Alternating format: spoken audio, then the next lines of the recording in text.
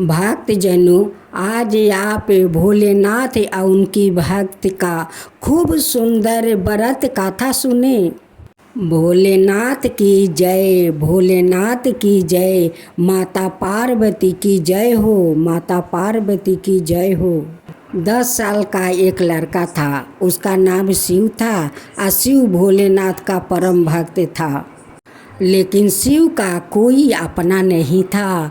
शिव रोज भोलेनाथ का बेलपता भांग धतूर लाता था, भोलेनाथ को चढ़ाता था। शिव का पास खाने पीने का कोई सामान नहीं था। वो जो भोलेनाथ का बेलपाता चढ़ाता था, उसी बेलपाता से एक चबाकर खाकर वो पानी पी लेता था।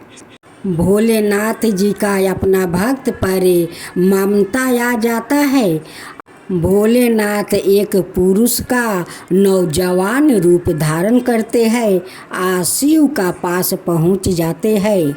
शिव देखकर कहने लगा कि अरे आप कौन हो, इतना सारा बर्तन भारा लेकर आए हो।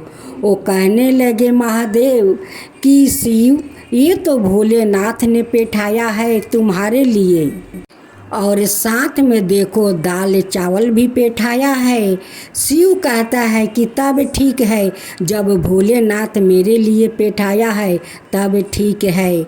जब भेष रूपी महादेव वहाँ से जाने लगे तो शिव कहता है कि जाते जाते अपना नाम तो बताते जाओ। भोलेनाथ कहते हैं कि मेरा नाम महादेव है। भोलेनाथ जाकर एक बेल के वृक्ष के पास बैठ जाते हैं। जब शिव चावल दाल बना लेता है, देखता है कि वो आदमी बेल के पास बैठा है। जाकर कहता है कि महादेव, तुम यहाँ पर बैठे हो, चलो मैं भोजन तैयार कर लिया है, चलो तुम भी भोजन कर लो। शिव 2 थाला में भोजन परोसता है। भोलेनाथ भोजन करके कहते हैं कि शिव, तुम्हारा हाथ का भोजन इतना स्वादिष्ट है, मैं तो रोज आऊँगा और रोज तुम्हारे हाथ का भोजन बनाया हुआ खाऊँगा। शिव कहता है कि ठीक है महादेव, तुम तो अकेला हो, तुम अकेला आ जाना, हम दोनों मिलकर भोजन करेंगे। फिर दूसरा दिन शिव भोजन बना रहा था और भोलेनाथ माता पार्वती और गणेश को लेकर आ जाते हैं। शिव देखकर कहने लगे कि महादेव, तुम तो अकेले हो, इस औरत को कहाँ से लाए और साथ में एक बच्चा भी लाए हो। शिव का बात सुनकर माता पार्वती मुस्कुरा रही थी और गणेश को अपना हाथ से पीछे छुपा रही थी। शिव कहते हैं कि अरे माता, आप उस बालक को क्यों पीछे छुपा रही हो, सामने आने दो। शिव महादेव जी से पूछता है, महादेव ये कौन है और वो बच्चा एक साथ में है। भोलेनाथ कहते हैं कि इनका नाम पार्वती है, उनका नाम गणेश है, वो उन्हीं का बेटा है। शिव कहने लगा कि महादेव, जब वो आई गई है तो उसे बोल दो कि भोजन करके जाएगी। सुन रही हो पार्वती, शिव क्या कहता है कि जब आई गई हो तो भोजन करके जाओ। पार्वती मुस्कुराती है, कहती है कि ठीक है प्रभु, मैं भोजन करके ही जाऊंगी। तो साथियों, आप देखें कैसे भोलेनाथ अपना भक्त के साथ लीला कर रहे हैं। शिव 4 थाला में भोजन परोसा और चारों भोजन को बहुत अच्छे से आनंद लिया। पार्वती कहती है कि शिव, तुम तो बहुत स्वादिष्ट भोजन बनाते हो, ये भोजन तुम्हें कहाँ से आता है। शिव कहता है कि पार्वती, ये भोजन जानती हो कौन पेठाता है मेरे लिए। पार्वती कहती है कि कौन पेठाता है, मुझे तो पता नहीं है। कहता है कि ये मेरे लिए भोलेनाथ पेठाते हैं, ये देखो सारे बर्तन चावल दाल सब कुछ भोलेनाथ मेरे लिए पेठाते हैं, लेकिन वो तो खुद नहीं आते हैं भोजन करने। इन्हीं के हाथ से तो भोलेनाथ बैठाते हैं। जो तुम्हारे सामने महादेव बैठे हैं, इन्हीं के हाथ से सारे बर्तन, चावल, दाल सब कुछ बैठाते हैं। पार्वती कहती है कि प्रभु, आपका भक्त तो बहुत रसीला है, रसीले रसीले बात करते हैं। इनकी बात सुनकर तो मुझे यहाँ से जाने का मन नहीं करता है। सभी बड़े प्रेम से भोजन किया। अब भोजन करके जाने लगे तो महादेव कहते हैं कि शिव, अब काल हम लोग का भेंट होगा। फिर तीसरा दिन शिव भोजन बना रहा है और कहता है कि महादेव तो आएगा भोजन करने, थोड़ा चावल बेसी डाल देता हूँ। इधर शिव भोजन बना रहा है और उधर महादेव पार्वती, गणेश और नंदी को साथ लेकर आ जाते हैं। शिव को तो देखकर उनका गुस्सा आ जाता है। कहता है कि महादेव, काल आया तो उस माता और बच्चा को लेकर आया, आज आया है तो ये हाथी जैसा इस मोटा आदमी को साथ में लेकर आया है। इतना भोजन तो मेरा पतीला में नहीं अटता है, तो इन्हें खाने के लिए मैं कहाँ से दूंगा। जो मेरे लिए भोजन तुम्हारे हाथ से बैठाता है, वो तो कभी आता नहीं है कि मैं जाऊं शिव के हाथ से भोजन कर लूं। लेकिन मेरे लिए तो उन्हें बहुत चिंता रहता है, लेकिन मैं भोजन बनाता हूँ वो तो आता नहीं है। आप दुनिया का कहाँ कहाँ से इतना आदमी बिटोर कर साथ में लेकर आ जाते हो। माता पार्वती मुस्कुराती है या कहती है कि प्रभु, लगता है कि आप शिव का भक्त है और शिव आपका भगवान है। देखो कैसे कैसे बात करता है। माता पार्वती कहती है कि प्रभु, ऐसे अब कब तक अपना भक्त से इस रास लीला को करते रहेंगे। अब तो अपना दर्शन भी दिखा दीजिए। भोलेनाथ कहते हैं कि पार्वती, थोड़ा धैर्य तो रखो, इतना जल्दी क्या है, थोड़ा और तो लीला करने दो। देखो ये लीला तो फिर बाद में नहीं मिलेगा। पार्वती कहती है कि प्रभु, अब इस बालक को मत सताइए, मुझे अच्छा नहीं लगता है। पार्वती कितना भी है तो वो माँ है, माँ को तो अपना बच्चों को इतना सताते देखकर तो दर्द होता ही है। शिव महादेव को देखकर कहता है कि महादेव, तुम इतना क्यों मुस्कुरा रहे हो, क्या बात है, तुम मुझसे नहीं बताओगे। महादेव कहते हैं कि कुछ नहीं शिव, मैं तो ऐसे ही मुस्कुरा रहा हूँ। शिव कहने लगा कि मैं जानता हूँ महादेव, तुम क्यों मुस्कुरा रहे हो, क्यों नहीं तुम अपना शादी कर लेते हो। पार्वती कहती है कि प्रभु, शिव का बात सुनकर आपको कैसा लगता है, आप फिर से दूसरा विवाह करेंगे क्या। अब आप शिव को बता दीजिए प्रभु कि हमारा शादी हो गया है, हमारा दो संतान भी है, यही हमारा पत्नी है, यही हमारा बेटा है, ये बता दीजिए। शिव कहता है कि महादेव, जो भोले हम लोग के लिए इतना सारा भोजन बैठाते हैं, वो क्यों नहीं खुद आते हैं, क्यों नहीं आते हैं। तुम क्यों नहीं बोलते हो कि भोलेनाथ अपना हाथ से ले जाकर शिव को ये सारे भोजन दो। तो साथियों, अब आप देखिए भोलेनाथ अपना उस भक्त को कैसे दर्शन कराते हैं। भोलेनाथ जी पार्वती माता, गणेश और अपना नंदी को साथ लेकर आते हैं और शिव को आवाज़ लगाते हैं, शिव बाहर आकर देखो, देखो कितना लोग तुम्हारे दरवाजे पर आया है। जब शिव अपना घर से बाहर निकलकर देखता है तो भोलेनाथ, माता पार्वती और गणेश और उनकी साथ में उनकी सवारी ये नंदी है। शिव कहने लगा कि महादेव, आपके साथ में नहीं आए। मेरा सूचना जाकर आपको जना दिया।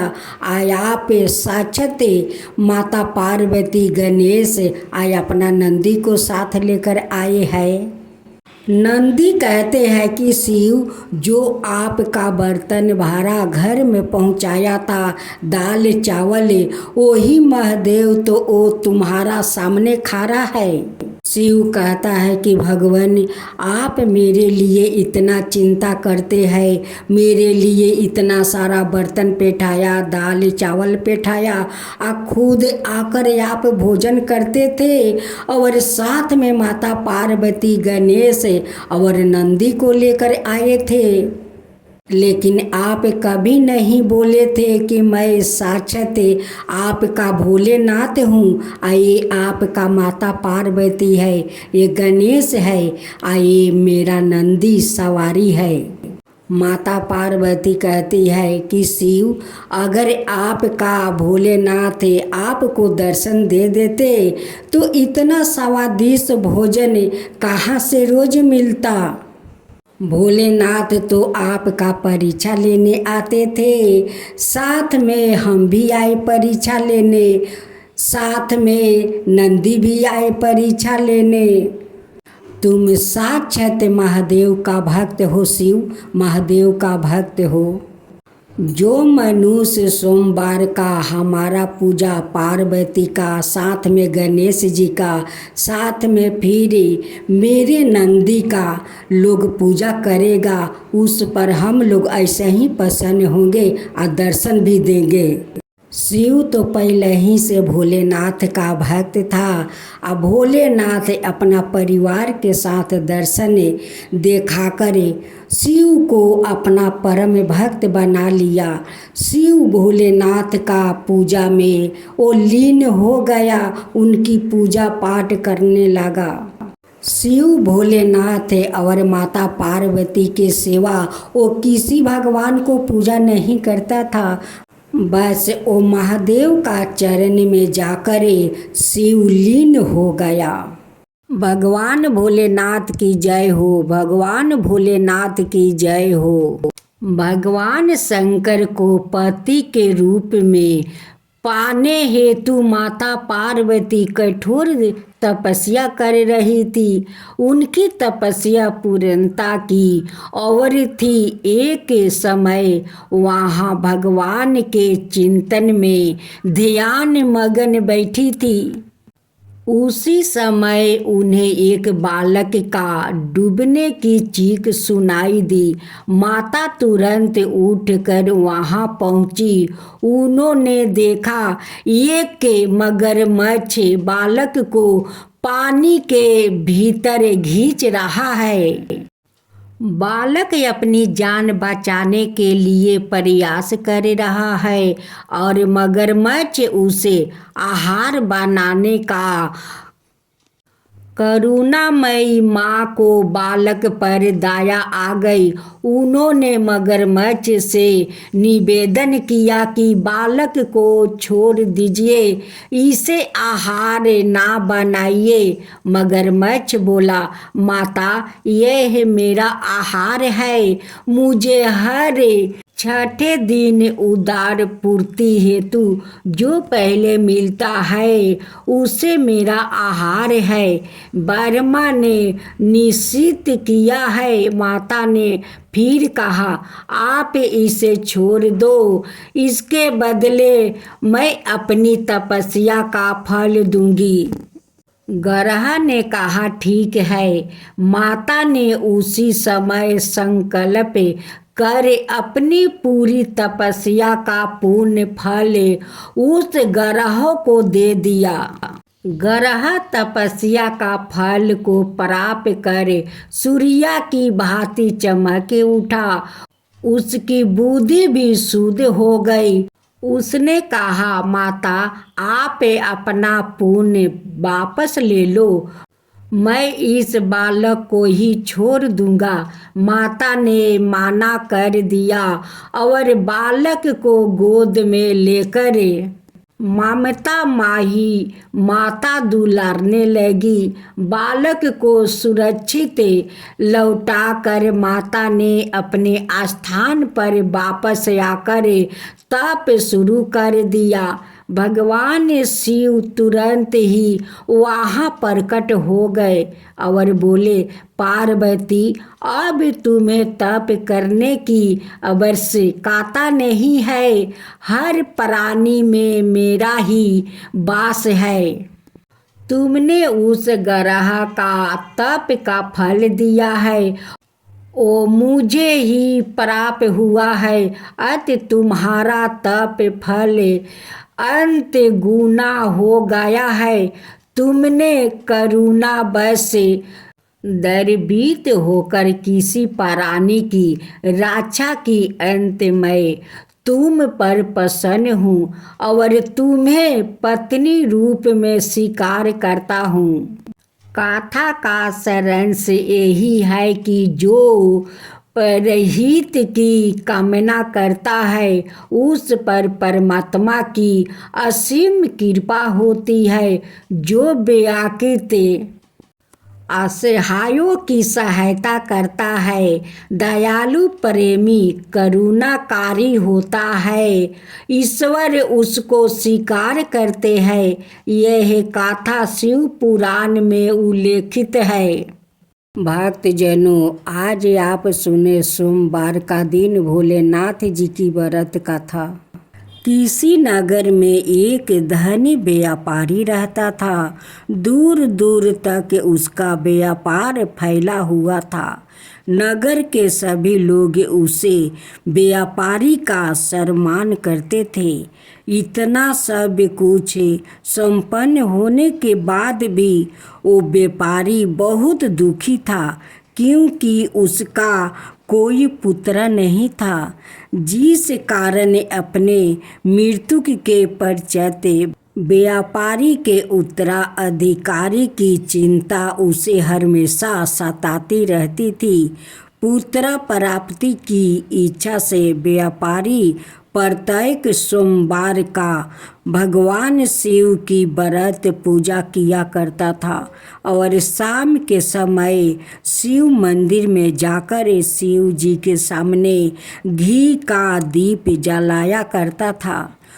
उसकी भक्ति देखकर माँ पार्वती प्रसन्न हो गई और भगवान शिव से उसे व्यापारी की मनोकामना पूर्ण करने का निवेदन किया।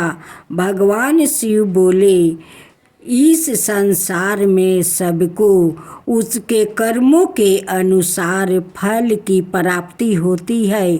जो प्राणी जैसा कर्म करते हैं उन्हें वैसे ही फल प्राप्ति होता है। शिव जी द्वार समझाने के बावजूद माँ पार्वती नहीं मानी और उस व्यापारी की मनोकामना पूर्ति हेतु वो शिव जी से बार बार अनुरोध करती रही। अंत माता के आग्रह को देखकर भगवान भोलेनाथ को उसे व्यापारी की पुत्र प्राप्ति का वरदान देना पड़ा।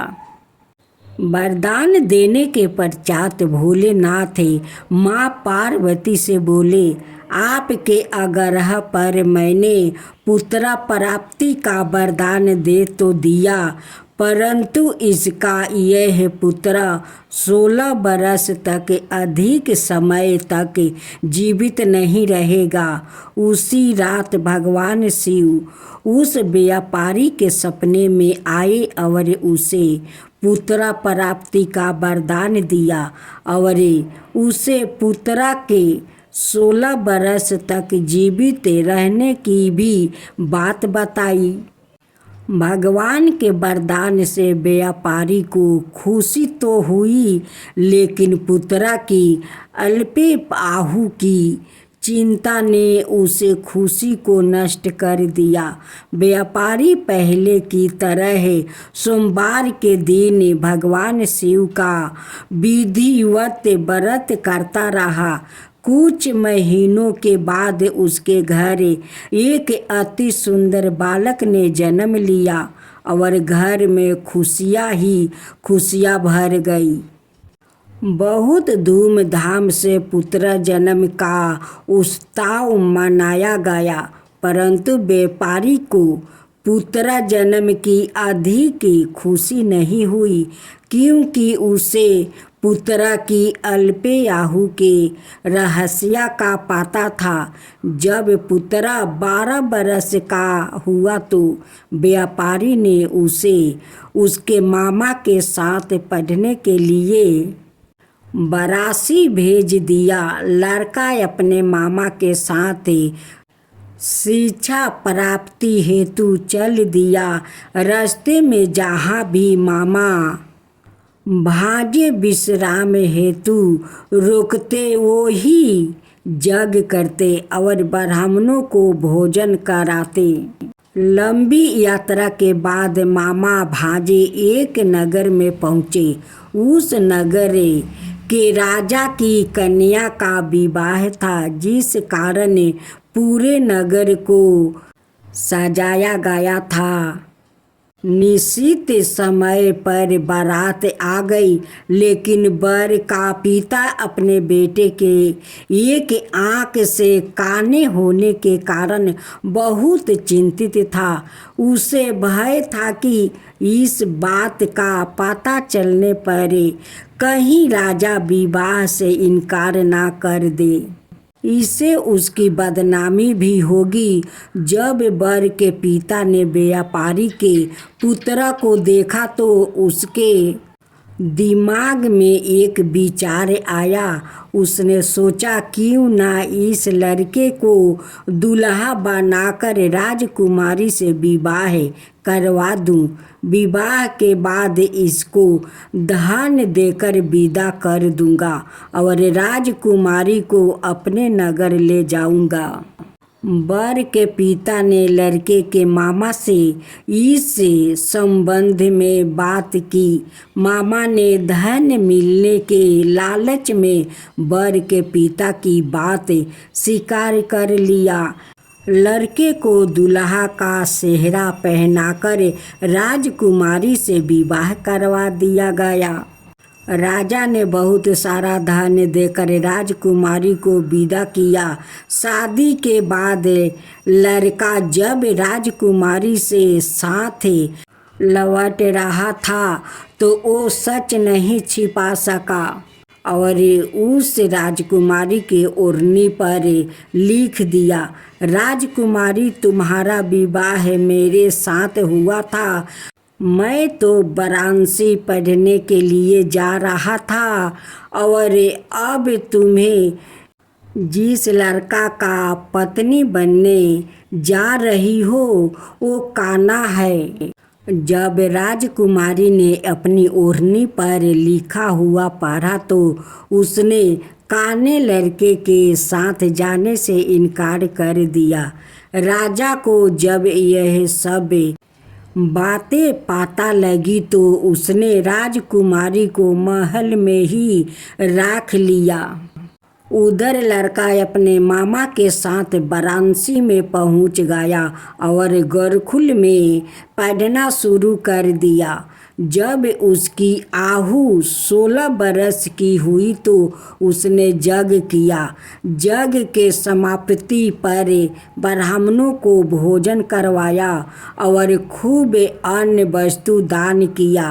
रात को वो अपने शयन कक्ष में सो गया। शिव के वरदान के अनुसार शयन अवस्था में ही उसके प्राण निकल गया। सूर्य उदय पर मामा मृत्यु के भांजे को देखकर रोने पीटने लगा। आस पास के लोग भी एकत्र होकर दुख प्रकट करने लगा।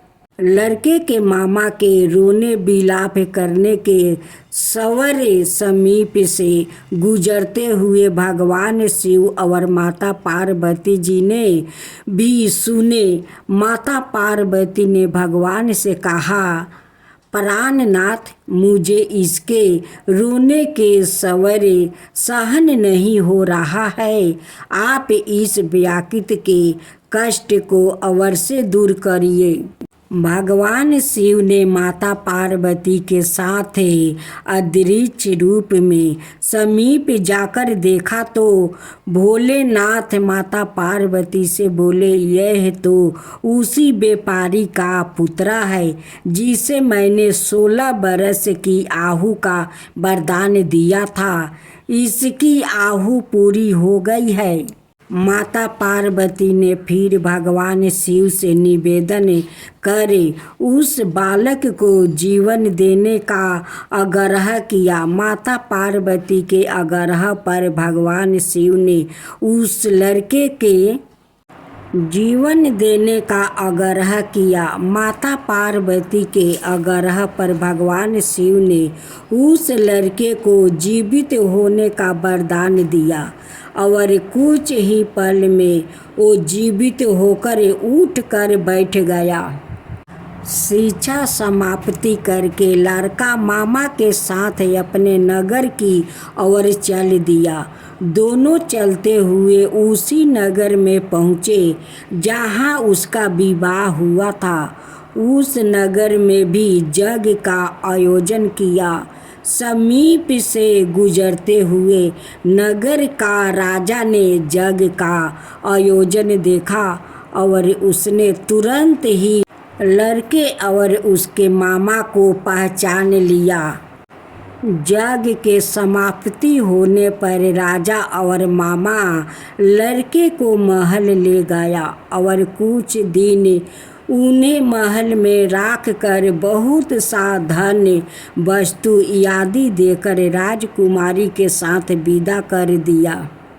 इधर भूखे प्यासे रहकर व्यापारी और उसकी पत्नी बेटे की प्रतीक्षा कर रहे थे। उन्होंने प्रतिज्ञा कर रखी थी कि यदि उन्हें अपने बेटे की मृत्यु का समाचार मिले तो दोनों अपने प्राण त्याग देंगे।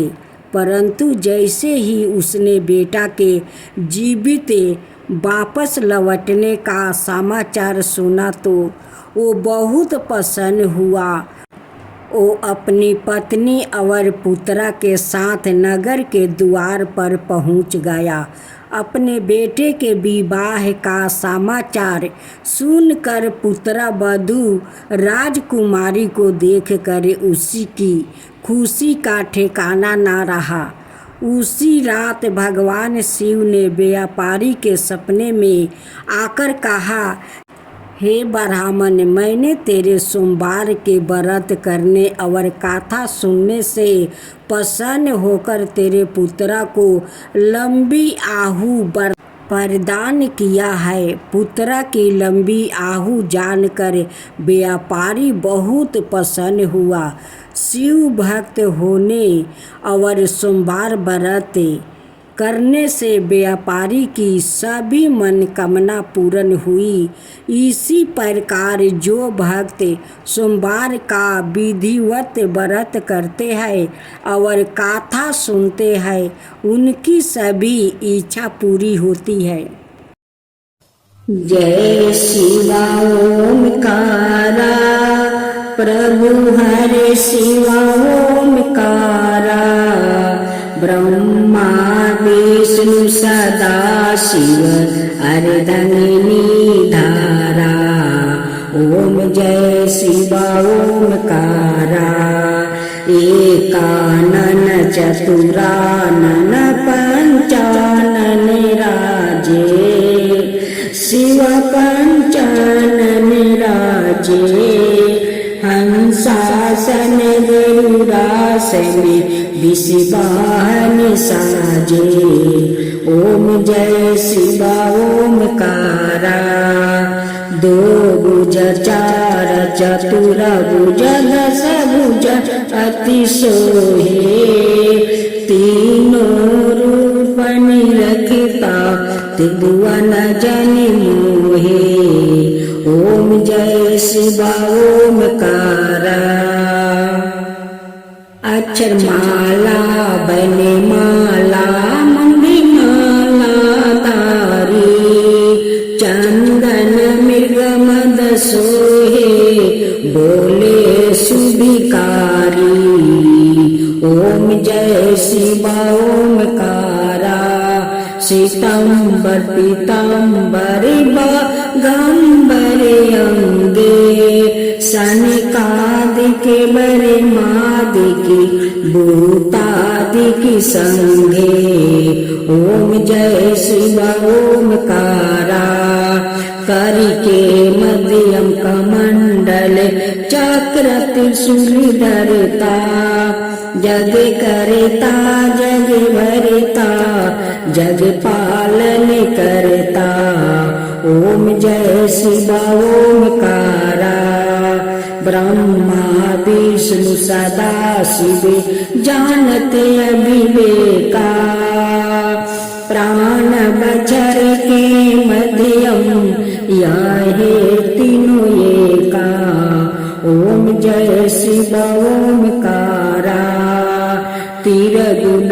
शिवजी के आरती जो कोई नर गावे शिवा जो कोई नर गावे कहत शिवानंद स्वामी मन भजत शिवानंद स्वामी मन वांछित फल पावे ओम जय शिवा ओमकारा जय शिवा ओमकारा।